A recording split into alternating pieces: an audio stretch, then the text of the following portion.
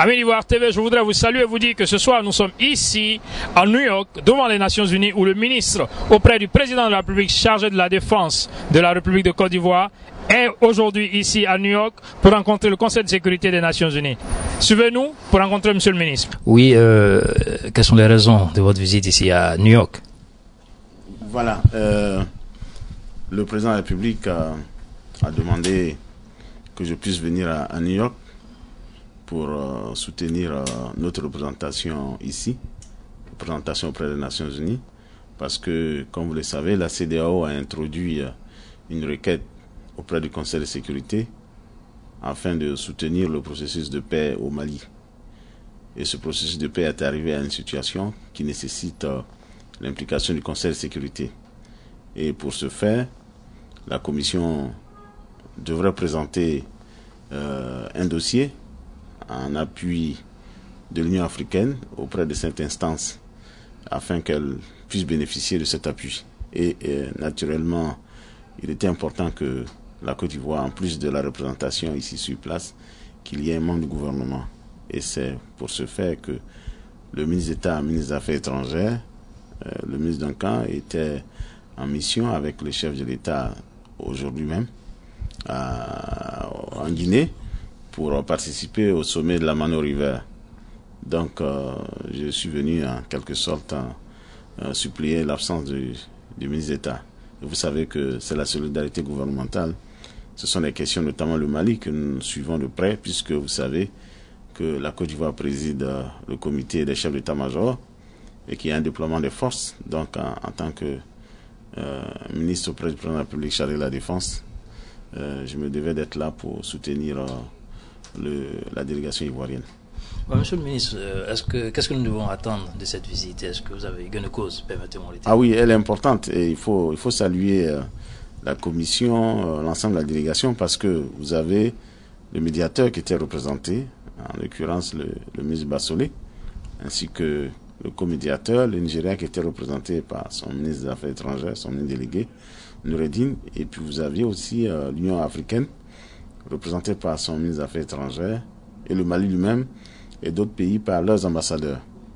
Le président de la commission lui-même était présent, et en ce qui nous concerne, j'étais à la séance de travail avec l'ambassadeur représentant la Côte d'Ivoire aux Nations Unies. Et je crois que cela s'est très bien passé, puisque contrairement à ce qui se disait dans une certaine presse ces jours-ci, nous avons un gain de cause, puisque le Conseil de sécurité a décidé de soutenir la requête de la CEDEAO, et très bientôt, dans les jours qui viennent, une résolution sera prise pour permettre à la CEDEAO d'être présente sur le terrain par le déploiement d'une force. Et ça, il faut donc féliciter et remercier la Commission, mais aussi l'esprit de solidarité qui a animé la CEDEAO et l'appui indispensable de l'Union africaine. Vous savez que c'est ensemble que nous faisons ce travail. Et au cours de la séance, tous les pays qui ont pris la parole, membres du Conseil de sécurité, ont soutenu l'effort de la CEDEAO et ont soutenu la requête de la CEDEAO. Et je crois qu'il faut saluer également le Conseil de sécurité pour avoir compris que l'urgence était et qu'il ne fallait plus attendre un seul instant, parce que cette crise, comme vous le constatez, qui est soutenue par une rébellion armée au nord et avec des complicités terroristes, d'organisations terroristes, menaçait la paix et la stabilité de la sous-région. Il fallait agir vite pour que cette situation ne se répande à l'ensemble de la sous-région. Et en plus, vous avez des difficultés à Bamako pour le gouvernement intérimaire d'exercer ses responsabilités, ses missions. Là aussi, une présence de la CEDEAO est absolument nécessaire. Je crois que tout le monde a compris le bien fondé de cela, et je crois qu'on peut partir heureux.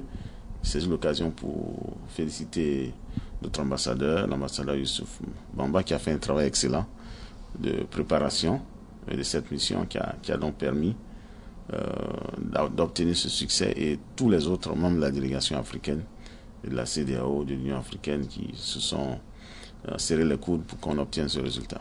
Merci, monsieur le ministre. Mais vous savez que nous ne pouvons pas vous avoir sans parler de la situation sécuritaire en Côte d'Ivoire. En début de semaine, vous étiez à Abidjan, et en fin de semaine, aujourd'hui, 48 heures après, vous vous retrouvez à New York. Quel est l'état sécuritaire de la Côte d'Ivoire? Voilà. Et naturellement, les Ivoiriens ont été à nouveau réveillés par incursion du côté du Libéria. Et vous savez que depuis les dernières incursions, nous avons pris les dispositions sécuritaires pour renforcer le contrôle frontalier.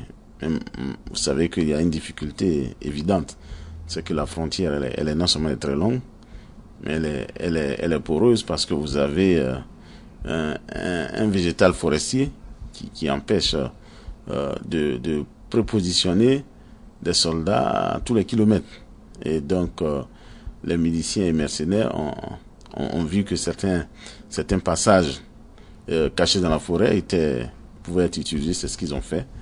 Ils ont fait cette incursion qui a connu ce que vous savez. Néanmoins, ils ne sont pas restés impuissants, puisqu'avec l'ONUCI, nous avons pris des dispositions pour renforcer le contrôle et les patrouilles, et cela nous a permis donc de mener des actions de sécurisation des populations et d'apporter des assurances à la population civile.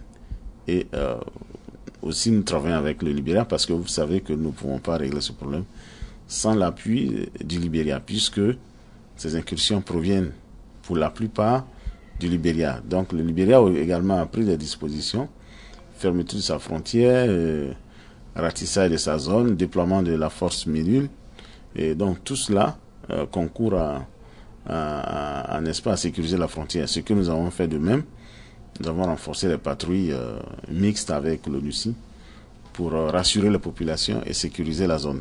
Ce qui est en train de se faire, je pense que les résultats se font sentir.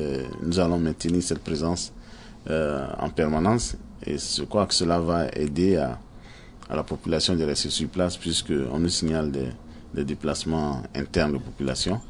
Mais je pense que ça va atteindre son pic et ça va baisser. Donc nous en appelons à nos compatriotes pour qu'ils reviennent dans leur village. Il est vrai que cela est dramatique, douloureux, que les casques bleus en mission de paix puissent être pris pour cible, mais aussi nos hommes, puisque nous avons perdu des hommes là-dedans, et surtout la population civile, qui est donc qui n'a pas besoin encore d'une autre crise. Je crois que la guerre est terminée. Il faut que tous les Ivoiriens épris de paix se serrent le coude pour aider le président de la République à rebâtir le pays. Donc on invite tout le monde à s'inscrire dans cette vision, dans cette approche de paix et surtout de réconciliation. Je crois que c'est fini. On ne veut plus entendre le bruit des armes. On veut maintenant que les Ivoiriens se mettent au travail. On veut la création des emplois. On veut que les gens se mettent au travail et que la réconciliation prime sur le bruit de bottes. Merci, Monsieur le Ministre. Vous l'avez découvert ici. Encore un hit que vous avez découvert. Ivoire TV. Ivoire TV.